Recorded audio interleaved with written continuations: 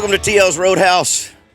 Travis Denny in the house. Good to see you, brother. It's good to see you, man. So the first time we met, we were actually on a golf course. It was me and you and Randy Hauser, I believe. Yep. You're a left-handed golfer, and you didn't have any clubs, and you hung out for a little while. I did. I pretty much ate hot dogs and drank, which is usually what I do when I'm golfing anyways. Watch me hack around, yeah. Oh, man, that was so fun, dude. That was a blast. I mean, I woke up and I had actually just met Randy maybe like 2 weeks before, and I met Randy at the boat ramp at Old Hickory because I was wearing a blue Columbia just like PFG, but it was like the Two-Lane Brewing, which is Luke Bryan's beer company started, and they had sent it in like a little, gift basket or whatever. Free stuff that we get. Yeah. Exactly, yeah. that I wear the hell out of. Absolutely. And as I'm pulling up, there's a boat in front of me, and I noticed that the guy in front of me is wearing the exact same shirt. And I'm like, well, I guess he's probably in the music, but whatever. I pull up and I went, damn, I thought I'd be the only one that had Two-Lane PFG. And he turned around, it was Hauser, and he had broke the hook off his winch, and he was like, man, you got any scissors around here? And I'm like, man, he's struggling right now with the boat. And that was the first time we met. And then 2 weeks later, we played that show, and that was a blast. I love Hauser, man. He is such a singer, man. That guy's got a set of pipes. One of him. the best, man. He's really like Ronnie Dunn 2.0 a little bit. Like he has some Ronnie things that he does that I think is so good. He does, and I love his style, man. The last show that I worked with him, he's got such a cool stage presentation where he just kind of has his little unit set up real tight, man, and they just go out there and they just tear it up. It's just rocking. It's just rocking. It's very soulful, and it moves you, man. He's just a powerful singer and just a great guy, too. No doubt, 100%. So let's talk about you. That's why you're here. Welcome to the podcast. You are, I don't know how many guests I've had so far. We're kind of staggering through the release and all of it, but thank you for being here. Absolutely, man. And good to sit down and visit with you and get to know you a little bit. I know you're from Georgia. Georgia is still ranked #1, and whenever this airs, I don't know exactly when that's going to be, but Georgia might get beat by Tennessee. Like I said, this is coming after we beat Tennessee, so we should still be #1. But no, dude. It's a crazy year. I mean, other than Ohio State, I think everybody looks beatable, and I say that.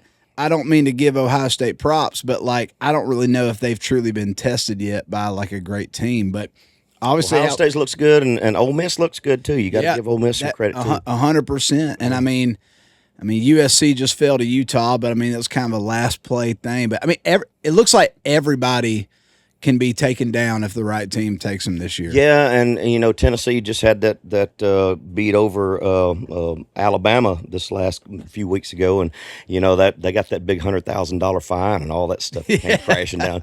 Come on, guys. I mean, I understand everybody got excited, but why do you have to throw the goalpost in the river? Yeah, that I would have just cut off a piece and kept it for myself. It'd been like some alumni just wrote a check for it. Though. 100%. Shoot, they made probably $100 million off of that game, probably. Oh my gosh! I will say that was, I think, like no team should have any shame taking a loss of that game. That was one of the best football games I've ever seen. Yes, it was. It was a great football. I'll put it right up there with the playoff game between the Chiefs and the Bills last year. That was insane. Yeah. I mean, did you watch the rematch recently? I did. It was. I mean, there's a lot of good football going on. There really is. There really is, man. I'm just as a Georgia fan, I spoke to someone about a month ago, and we were just talking about last year and this year and how everything feels. I mean, Georgia just feels like they have finally arrived, at this kind of elite status where they're at least in the conversation every year. And it's hard for me not to be cynical, right? Because I grew up and I've been heartbroken by Georgia sports left and right. Yeah. But someone told me, they said, I think the good old days of Georgia football are right now. And I do agree with that. And it's been, dude, when we won last year, it was like, the largest, 29-year-old monkey off my back as long as I've been alive. That was the first one I finally saw. And so I'd like for them to go back, but this year I'm taking a vacation from getting too serious about it. Well, I think so much of it is about reestablishing a culture, and that comes from the leadership of the coach and the staff around the coach. And see, I grew up in Arkansas, so I'm a Razorback fan. So Pittman's trying to get Arkansas back on track, and I love the way that he's come in and reestablished the character of that football team, and he appreciates the tradition and the history and all the stuff that came before. And they're on a good trajectory too. They've had a couple of bad games. Jefferson, he was out. Right. with a concussion protocol thing a while back, but they're really on the right track too. There's a lot of good football teams in the SEC. I think Coach Pittman is the guy 100%. I mean, like you said, the history.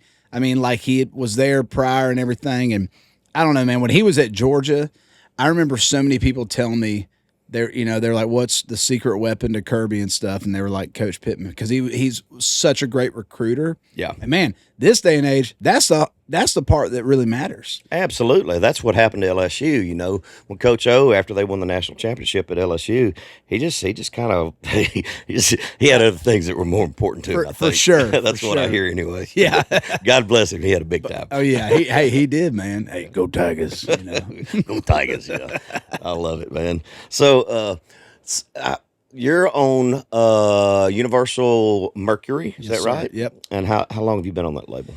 I signed there in 2017, and my first single came out in 2018. So next March will be 5 years from my debut single. And you've had how many singles since that? I've gone to radio with 4 singles. Wow, in 5 years. Yeah, I know. One was a top 40. One was a number 1, and then the other 2 we just don't even talk about. Man, it is so hard to get momentum in this business. So much of it comes down to just having a great staff that believes in you, but you have so many people fighting for such a small amount of space in the chart system. It's crazy, man. It's insane. I've had somebody told me one time, on the promo side of things that they were talking to a program director who had just come over from like pop and had never worked in country, and this promo rep was talking to the program director and said, like, what's the biggest difference you see, like, with country versus pop? And they're like, well, in pop, they're like, I dealt with, I don't know, 10, 12 labels. And they're like, I think I speak to 40 to 45 labels in country music. I mean, there's so much music. It is so crazy. I mean, I do think we are in a time now, and I've been very fortunate to reap some of those benefits of, like, there are so many avenues to reaching fans now. Absolutely. And I think, I feel like when I first moved to town, it was like, man, if you did not have a hit on radio, like you could just go ahead and sit on the sidelines. And I still think a hit on the radio is like the biggest audience reach and accomplishment. But, we've been fortunate to still be on some great tours and streaming and things of that nature. And, I think it's hard for the fans to understand too, and I'll kind of put it in perspective. You got a current playlist of new and active songs of about 18, 19 songs. Yeah. And that's in the top 40. And so for every label, say bare minimum has 4 acts. That's how they justify their promotion staff. So they're working a minimum of 4 acts. And you've got all these barrage of labels. You've got, your BMG and your RCAs and your Universals and all the spinoffs and the derivatives that under their own distribution. Right. So you've got dozens of record labels that are all trying to jockey for this small amount of space. You got your A-list artists like your Luke Bryans and your Luke Combs and your Jason Aldeans and all that stuff, so you know who your A-list people are, but you're fighting for a small amount of space on there. Totally. And it's so hard to get momentum. So once you get momentum, if you get 2 or 3 back-to-back, you really got to go out there and work your tail off to keep that momentum going, because if you get it going, the hardest thing to do is get it going again once it stops. 100%. Tyler Farr told me one time, and you know how funny he is. He was like, "Hey man," he goes, "Man, the only thing you need is 3 back to back, and then after that, you just need 2 more, and then once you hit there, really all you need is 5 more, and then if you could just get 3 after, I mean, it was so." He goes, and then you can finally relax knowing you only need 2 more after that. I'm going like, oh my God. I'll tell you what, I haven't had a record. The last record that I worked on the chart that we did was Finally Be Friends, and that was like 2008. So, I've been playing around with secondary radio and social streaming and all that other stuff since then. But I'm telling you what, it's very difficult to compete with all the major labels when you're not in the mix anymore. Totally. Once you get out of it, it's hard to get that momentum established again. Yeah, but you can go on stage and play for 90 minutes to 2 hours and kick faces in because of everything you had and everything you're still having. Yeah, and I was blessed to be at a different time where, I mean, back then we were getting, a record was 12 to 14 weeks up the charts in and out, so we were getting 3 to 4 singles a year. David Lee Murphy said after 12 weeks, if you weren't top 20, they just moved on. Oh yeah. He was like, "Oh, this ain't working." They didn't flog it, They didn't flog it, and you jockeyed for position. Sometimes, if you had a really hot record, you'd stay in there for 2 or 3 weeks. Most of the time, you get you one, get out of the way. You just go up and grab your slot and move on back out of the way and get ready to come with the next single. But it's so different now, man. It's extremely different game that they play these days. Totally. So how's the record? How many acts are on your label? Man, I mean, I think there's a good bit. I mean, it's like me, Chris Stapleton, Maddie and Tay, Billy Currington, Priscilla Block. I think they just signed a new guy that I think Dalton Dover is his name. And yeah, I mean, that's pretty much it. I mean, like Shania Twain is technically Still on there. Mercury.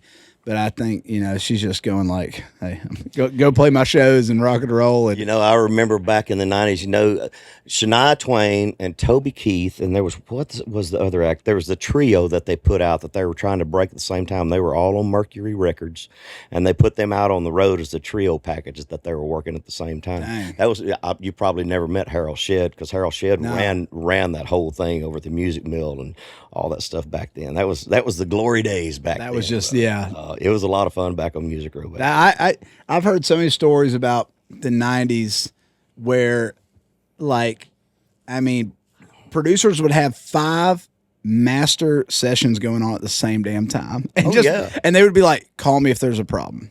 Well, I got to work with James Stroud a lot. And that's who I'd heard. And Stroud learned from Bowen. So when Jimmy Bowen moved to Nashville from L.A., he set up a recording structure where he had like several rooms. They all had the exact same consoles in them. They had the exact same reel machines. They had all the gear was the exact same, and he had engineers that were all trained to function the exact same way that he wanted them to do. And he would manage multiple sessions at the same time, and he would just pop in and oversee what was going on, and then be there for the vocals. So he was managing a lot, and Stroud learned from that. So he would be doing multiple sessions at the same time, which is production on an assembly line kind of thing. Right, totally. But Stroud did it really well. If you think about the early 90s, he had Clint Black, Yep. John Anderson's Resurgence, me, Tim McGraw, Clay Walker. My question for you is, do you feel like back then when, just records were selling like hotcakes, getting a single borderline didn't even matter as a songwriter, because if you had a song on a big record, it was going to sell enough to make money. Do you feel like songs were better back then because there was less pressure to deliver a certain kind of song, because of how, like, my point is, if you wrote a great ballad, a great story song that was really country and heartfelt, nobody was going like, well, we can't write that shit because it's not going to get played on radio, or the chances of it getting played are fewer. Do you feel like songs were better, or do you feel like not really? I think in some ways they were, because the palette was broader. And, a songwriter back then, if you got several album cuts a year, you were making a really good living. You were making multiple 6 figures a year. Nowadays, because of record sales being gone for the most part and everything moving to a streaming platform, you've lost a lot of that revenue. So everybody's focusing more on radio, and I think it's got more to things are more. They seem to think that they found the perfect tempo. So everything kind of sounds more homogenized to me a little bit. But I feel like we're breaking back out of it. I've noticed in the 30 years that I've been in the business that it kind of runs on an 8 to 10 year cycle. Right. And you kind of get to the end of a decade and things kind of start to change, and kind of back up and regroup. And, the recording process changes a little bit. Right now, everything's shoved up so very hot. But you've got a lot of purists that are wanting to get back to more of an analog sound and open things back up a little bit. So things are moving; they're ebbing and flowing, And I hear a lot of different ways of cutting instrumentation, and people are pulling guitars back in the mix more and doing different things, So it's always evolving and changing. I think from a publishing standpoint and a songwriter's point of view, back then there was a lot more to go around, because the format was a lot broader. Everybody was making money back then. Yeah, that makes sense. Yeah.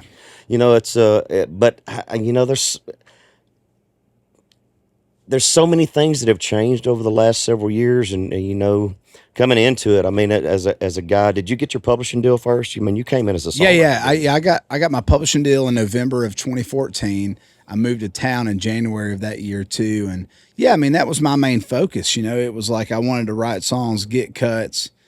So what was your background for songwriting? I mean, I was really surprised to find out. I sat down with Hardy, a few weeks ago, that he went to MTSU and took a class under Mass Comm, a songwriting class. Yeah. I didn't know there was such a thing out there. I mean, how did you develop your craft for songwriting? So we'll start at the beginning. Truly, of like I knew I wanted to play some instrument as a kid, right? And like at first it was drums because it just seemed so like kind of easy to connect to as a kid. But then I realized I really wanted to play guitar. So I first started playing guitar when I was like 11. It was the first thing ever in my life that I not only kind of started to understand, but I was like picking up a little quicker. Like, I mean, I was so bad at sports. I mean, I tried everything, dog shit. I was so bad, Yeah. I'd get excited if the basketball coach let me play a quarter, you know what I mean? And, so yeah, I started playing guitar. That turned into, wanting to play with a band. And that turned into like 15, 16 years old going like, I want to go play some gigs, And so really that kept going and going and going. And I realized like, okay, I can obviously go make a little bit of money and do things, playing cover band stuff. I was in like an Allman Brothers band tribute band and stuff. Like I'd go play bars with dudes who were much older than me, but that's what I wanted to do. And so finally, when I realized like this is what I want to make part of my living, it was really about being a musician. But like, dude, I've always dreamed. I was like, I want to be on my bus behind the microphone in the center stage. Like that was the dream. And so when I really started, yeah, man, I'd say 17, 18 years old, just that first little early part of life that you finally get to live where you can start to like, just things are changing. And that's when I started writing a little bit. And that's when I realized everything was coming out of coming out country in the sense of the country music I grew up listening to and what I was listening to then. I mean, I grew up really a Southern rock fan and like Marshall Tucker Band, the Outlaws, obviously the Allman Brothers Band. And you can hear a lot of that in the stuff that I've listened to. Well, That you put out. I appreciate that. I've always tried to do that. And so, but really the songwriting came down to being country because I think it was just like, that's how I grew up, where I grew up. That's what I connected on. So man, when I turned 19 years old, I was going to college at Georgia State University and I hated it so much. Like when I threw my graduation cap up at high school, I was like, I am done with school. I was just over it, Yeah. and came home, told my folks that I wasn't into it, and then I wanted to build a plan to get to Nashville. And so I played as many gigs as I could, just cover band stuff, saved up money. When I was 21, I moved to town. But the whole first year prior to that, I would come up to Nashville probably once a week, crash on buddy's couch like, a lot of people do. And I would just write with anybody who could. And the early guys I wrote with were Cole Taylor, Thomas Archer, Jordan Rager, Jeremy Bussey, just guys that would go write with anybody. I mean, it definitely wasn't anybody really with a big But you were name. cutting your teeth and learning the Totally. craft and structure and all those other things. Understanding how songwriting in Nashville goes, And so when I finally moved there and I was living there, like I had at least a little bit of feet in the water that I knew what was going on. And I mean, dude, there were days I wrote 2 or 3 songs a day. I did not give a shit. Like I wanted to write as much as humanly possible. In October of 2013, before I moved, I met a guy named Jeremy Stover who produces Justin Moore. And that was kind of the success he had had up to that point. He'd also he'd had some hits as a songwriter. And, yeah, I'd say June of 2014, we wrote, 3-4 songs that year. And he asked me, he said, what do you want to do? And I was playing guitar for another artist at that time, and they were about to go on a tour and be on a bus and all this stuff. And I went, well, I said, man, I feel like I could be a musician, a guitar player, but I want to write. I love writing, and I think it could be a cool dichotomy life to go tour and do that. And that can also help connections, and then I can ride at home or whatever. And I said, I'd be happy doing that. And then I said, but really, I'd like to be an artist. I'd like to sing my own songs and do that. And Jeremy said, well, I just want you to know that I think you can do whatever the hell you want to do. And I definitely think you can do the last one. And he was like, and I want to offer you a publishing deal. And that's really where it started. That's awesome, man. I'm curious to know. You've been in town for a few years, but the whole Nashville scene is so much different than it was when I first got here. What's the downtown vibe like as a new artist coming into it, man? What's the lower Broadway scene like? What's the culture like? How do you network into it? How do you navigate that system? Man, when I first moved, it was Midtown. Like, you didn't even give a shit to go downtown. So it was losers and winners, and that's pretty much where you went. And Whiskey Jam Monday nights, that's what we did. Tin Roof did a round on Tuesdays, and you just went and hung out and got really drunk and hoped something came out of it, Oh, goodness gracious. So let's talk about touring. So what's the biggest crowd you played in front of so far? Man, that's a great question. I think to this day it's probably still I opened for Dierks Bentley in 2018, and we played the North Dakota State Fair. Yeah. And that's when I had a single out, but I was kind of playing some random stuff here and there, just whatever. I wasn't on a big tour. But that's when I learned how crazy Midwestern fairs are. Oh, yeah. And just, I think there was 22,000 people. And it was when we went on stage, they were already there. And probably tore up. Oh, my God. Oh, yeah. Dierks literally said, he goes, it looked like the damn school bus dropped him off, man. Just like college kids going nuts.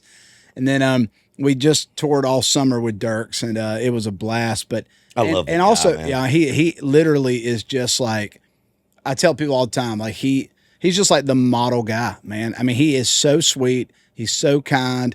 And he's still just an absolute badass. His band's great. That tour was like vacation.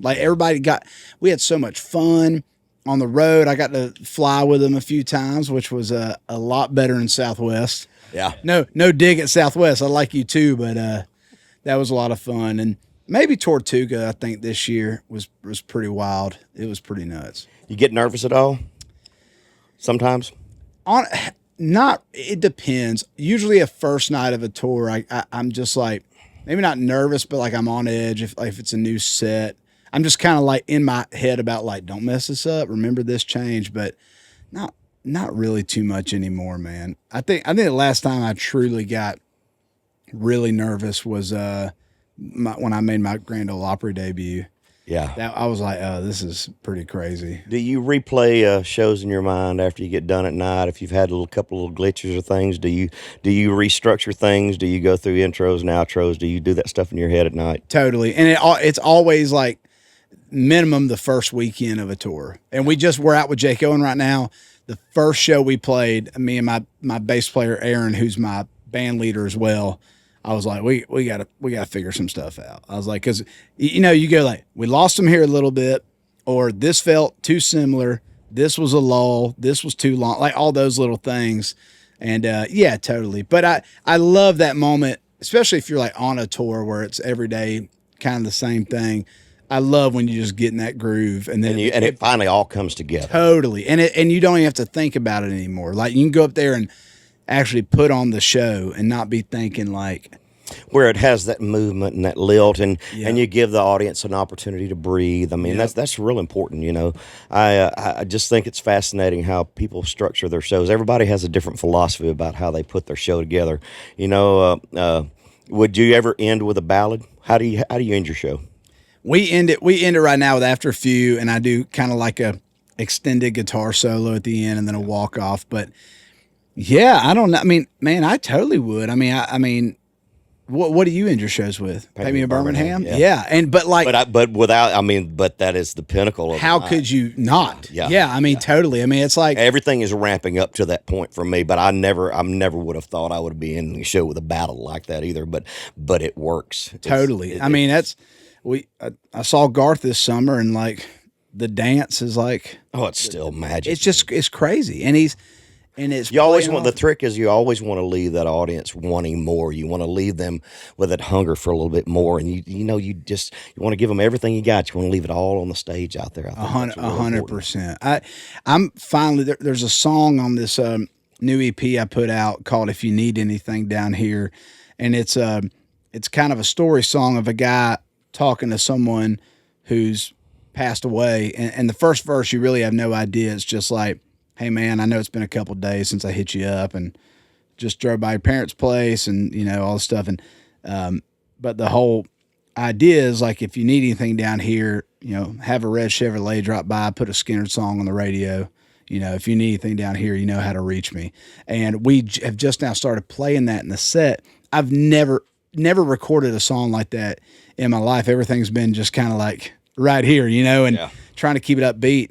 And I'll tell you, man, it is it's an awesome moment, and I don't know why I've really never had a moment like that. And honestly, I think it goes over the crowd on just as good as like the hit song they know, because I think when I look back on shows that I loved growing up and the ones that really connected with me, it's like there's moments. And I think that's the toughest thing, is like making moments in a set that people can connect to and they'll talk about down the road. Cause I mean, they're going to, they'll go like, oh yeah, Travis sang Abby. He sang After a Few, loved it. That was great.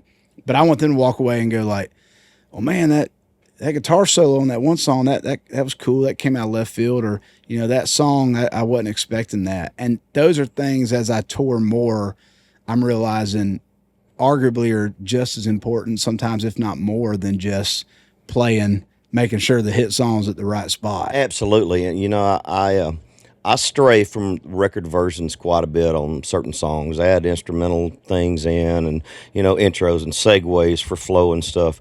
You always want to try to create those moments, man, because what was the first concert that you ever saw? Man, the first concert I ever went to in my life was Little Richard, and No kidding. Dude, and Atlanta Rhythm Section opened up for him. Wow. It was quite the lineup. It was pretty cool. But my grandfather was a massive Little Richard fan. He was the architect of rock and roll, baby. And I saw him in Macon, Georgia, which is where he's from. And that was so cool. I mean, I was so young, man. I have like these weird little snapshots that I can remember that concert, but as a whole, I don't remember it. The first show I begged my parents to let me go to was Motley Crue, and my dad took me when I was 12 years old. Not a good place for a 12-year-old, but damn, it was awesome. I bet that was something to see. I was like, I don't really want to play video games anymore.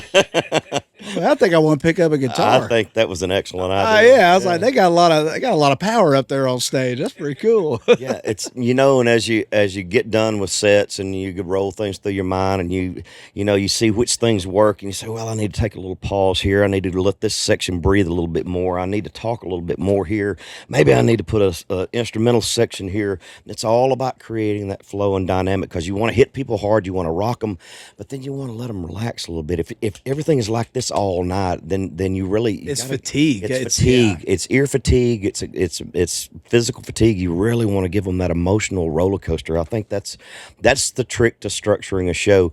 And what I've found is harder. It's at this stage of my career, it's pretty easy to do it in a 45-minute set, because I can trim the fat off and just bam, bam, bam. Being able to do it for 2 hours, or go out like, I heard Elton John was doing 2.5, 3 hour shows. Yeah. Being able to go out there and command that crowd and hold that audience's attention for that long a period of time it's a masterful thing to be able to do, and you really have to get seasoned to be able to get to that. 100%. I saw Elton twice. I saw him when I was in high school, and then I saw him in 2019, and Madison just saw the final tour at Nissan Stadium. She's seen him like 5 times. And, I can remember that the 2019 one, what I loved about it was how the show was so long, but you go back to that ebb and flow of a great set. There's moments in it that go down and they breathe and he talks, but man, like those true entertainers and masters, like it's taken him his whole life to put together something absolutely. Like that, to where I never thought like, oh, here's a beer break. Here's it just, everything was so good. And if it ever felt like maybe it was dipping a hair low, you kind of knew, you're like, he's going to do something after this that's going to bring, and then boom, like Saturday Night's All Right or something, just, and you were going like, oh my God, man, just. Who's your favorite country artist that's out right now, male or female? I mean, hands down, probably Cody Johnson. He's badass. Massive fan. Yeah. And man, he's a super close friend of mine, and I have loved him for years and years. But I'm telling you, man, I think Hardy's creativity and his vision right now is just like unparalleled. I'm so excited for his record, and I love hard rock. I love heavy metal. I mean, that as the guitar player in me, I love that stuff. And I think it's so cool that he's just doing an album that's half country, half. I dig it too. I think country's in a very healthy state, and there's a lot of differences of opinion, especially, and I'm friends with a lot of older cats, man, and and I appreciate the traditional vibe and people wanting to hang on to the past, but I think there's room for all of it. There always has been, and I'm a heavy metal fan too. I mean, I grew up loving hair bands and rock and roll and stuff when I was a kid too, and still love some of the harder rock and stuff that's out there. I listen to a little bit of everything, but I think country is in a very healthy place. I think we have some really unique artists that are exploding onto the scene. I think we went through kind of a lull there for a little bit, but I think we're in a really good place. Well, and it always seems like the whether it's like hard rock influence, whether it's hip hop rap influence, or the kind of Americana folk influence, every time someone bursts out onto the scene with a new perspective, it's always polarizing. Oh yeah. But it's always unique and different. And like for me, just the ones that immediately come to my mind are like, I remember when Sam Hunt came out and like FGL's first song. And then like I remember, Al Dean with like My Kind of Party, and like it just the guitar solos. And for me, and you always get like a shit ton of people that try to replicate it for about 3 years. Yeah.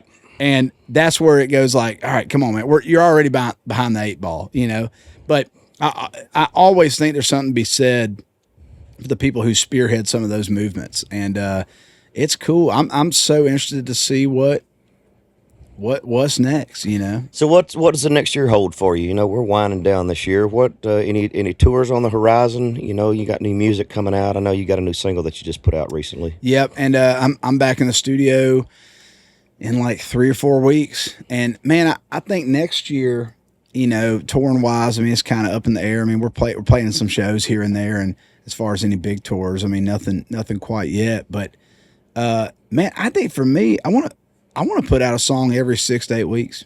Really? I mean, I'm just not even, I don't think I'm really concerned. Is that the label strategy, or have y'all discussed this with management and stuff? Or? That's really what I want to do. And I told it to a few people at the label, and they were like, essentially, we got through this year. We had a great year with the EP coming out. And I feel like with Spotify, Apple, Pandora, Amazon, like all the DSPs, YouTube, like we're in a great spot and a great relationship. And the biggest thing is they're always just like, dude, just keep feeding it. We just want more. We just want more. That seems to be the trick these days. Well, and I think too, it's like, I'm getting married in May. Like, I've got a lot of story to tell there about me and Madison, and and then I want to lean. I mean, like you said, country's in such a healthy place. I want to lean in more to the roots of what I fell in love with, like Southern rock and blues and guitar based music, but I still want to put out some rowdy redneck anthems. There's so many things I want to do, and I don't think they necessarily have to all live on one CD. No, I think they can live with. This one's out, then this one comes out, and maybe here's a duet, maybe whatever it is. And just kind of pick and choose as things as opportunities come along. I think that's a healthy way to go about it, man. Do you do a lot of videos these days, lyric videos and things? I just did a music video for Buy a Girl a Drink, and it freaking exploded. I mean, it had like 2 million views on Facebook in like 10 days. And I've never really had that. And honestly, I didn't think much about it. They were like, let's do a video. I'm like, all right, cool. And we do it together. My buddy PJ Brown directed it. He filmed a bunch of B-roll for 3 days by himself. I did a performance shot in an hour, and I thought, all right, cool. I was in Charleston. I went and ate oysters and drank margaritas and flew home. And it's turned out to be at least in the first couple of weeks, one of the most successful videos we've done, you know. So I do think videos still, when they're done right, I still think they kick ass, you know. Yeah, they do have a definite place. I don't, you know, more so on social media than I don't think there's much of a platform for them on television and stuff Right. anymore. I see them well, they play on Sundays. Which is such a bummer, man, because like It was a huge part. bro, of I our grew up with that in the morning, man, and it was so cool, you know. And I love hearing the stories about old videos and the big budget ones, and like they had shit on helicopters and stuff. Oh and, like, man, we spent 150 grand on a video. just crazy. Oh yeah, I mean a lot. I mean, but that was almost as equal as like radio. Dude, I got to be a cowboy. I got to be a race car driver. I got to be a scientist. I got to be a pirate. Amazing. Yeah, I got to be all kinds of stuff. All in one video right now. So what are your outlets, man? What do you do when you're not working? What's your downtime like?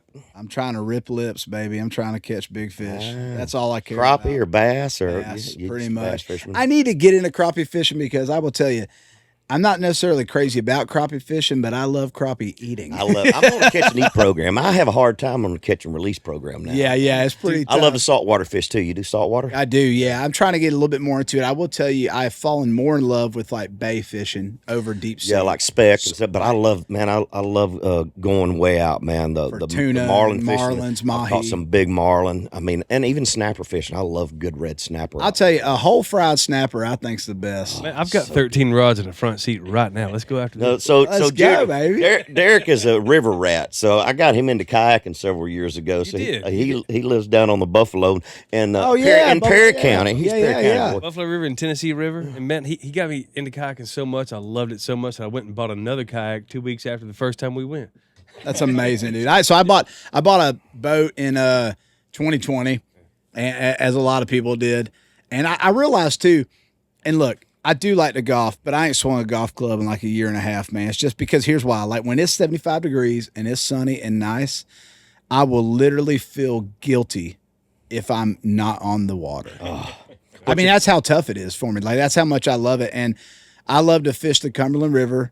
There are fantastic smallmouth there at certain times of year. I caught a 4.5 pounder in the winter of 2020. I caught a 4 pound. I caught a handful of 4s this spring, and my dad got his first one too. Favorite smallmouth lure? Go. Well, it's a time of the year thing. Whopper plopper. But I'll throw a shaky head with any kind of like little Z-Crawl Junior or something. Usually I throw it in white. Yeah. But I'll tell you, man, I caught a 3 pound the other day throwing a DT8, throwing a crankbait. Dude, those bubblegum flukes. Yep. I don't know what it is about them. I bought a pack just to prove my buddy wrong. Hot pink. They work. There's nothing better though than setting the hook. Yes. Like I like chatterbaits can work and spinner baits can work, but I love that moment of feeling it hit, pulling up my slack, and in my head, I'm like, I'm about to hit this dumb fish with nothing it's ever felt. And then you go boom, and then you pull it out of its lip and you don't hook it, you know, and you're like, then you feel like an idiot. But I love it, man. That really is like I fell head over heels in love with it in 2020. And I mean, I fished a little bit growing up. Like my dad was obsessed with it before I was born. He tournament fished, and I don't know, man. I just think when you catch like one really good one, you make a decision right then and there. Like, are you gonna go all in, or are you gonna go like, oh, that was cool, no big deal? So that's the biggest thing I do. I hunt a little bit. I love to duck hunt. I really do like duck hunting. That's something I've fallen in love with. I think the camaraderie of it is what I really love. Is you can drink beer and talk to your buddies and sit there. You don't have to be totally quiet and everything, and that's fun. It's just being outside, man, makes all the difference in the world, man. 100%. Being able to escape from all the craziness and running up and down the interstates like we do, and you know the bars and the smoke and all the stuff. Getting some vitamin D can change your life, man. I'm telling you, it's just that's why we moved out to the country, man. I just love sitting on the back porch and walking the property and doing all that stuff. Madison finally said the magic words the other day. She said, how much you think it costs to build a pond out here? I say, no going back now, honey. I know Gotta have a pond. I know what I'm spending my money on now. We're doing this. Got She to was have like, well, just check. I said, nope, you already asked. We're doing it. We're doing it. Those are all good things, man. I'm telling you what, well, congratulations on all your success, and I hope the next year is absolutely wonderful for you, man. I hope things continue to move in a great positive direction, man. Always a pleasure sitting down and chatting with you. Anything that we've missed, boys? Scott, you got any questions? I know you love to talk about hunting and fishing. Well, yeah, I'm more of a songwriter. You mentioned about Abby, Yeah. and the crowd response. Tell me about that.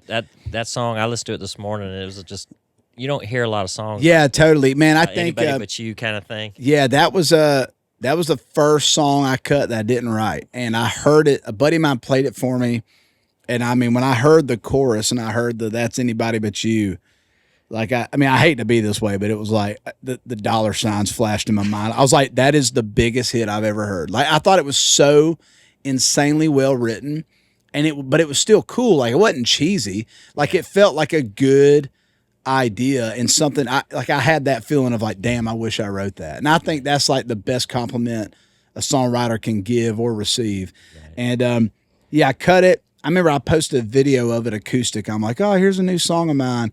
And just like, even just the response right there, we were out on tour with Riley Green in 2019 and we were playing it and it hadn't come out yet. And I was watching people as we would get to the chorus and you'd see girls look at each other and they're like, oh my God. Like, they're like, that's awesome. And, That's funny. and it's Cool. like that moment we love to build to. You talk about the ebb and flow and building things.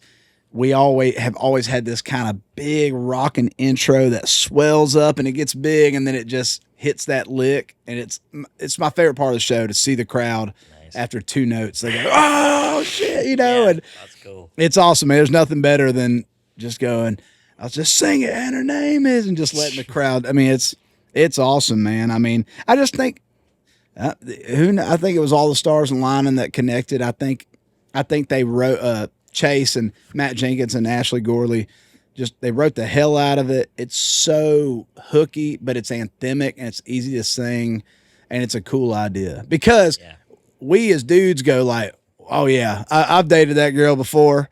And then the girls go like, well, I'm Abby. I'm the cool one. Yeah, she's the next like everybody can kind of relate to it their own exactly. way. Yeah. Yeah, that's a well-written song there. No doubt, dude. So, want to say thank you. November the 22nd, we're having my 17th annual turkey fry and concert at the Wild Horse that night. It's gonna be awesome. And you will be there along with Gary Allen. Thank you for that. It's gonna be a blast. And we're going to be cooking 1,200 turkeys this year and feeding a whole lot of people the week of Thanksgiving. Well, so thank you for helping. Just save me 2 legs. That's all I need. We're going to eat. I got friends cooking Cajun food all day, so we're going to have gumbo and etouffee and all that good Oh stuff. my So, God, it'll be great. I got a lot of friends from Louisiana, so we're going to have some Cajun food. Thank God we're not singing at 1:30 in the afternoon, or I might run into a problem. I'm telling you what, I have to get me a nap sometime through the day. Appreciate your time, my friend. Thank you, Travis Tracy. I appreciate Jennings, you, buddy. Thank you. rocking on out there, Junior.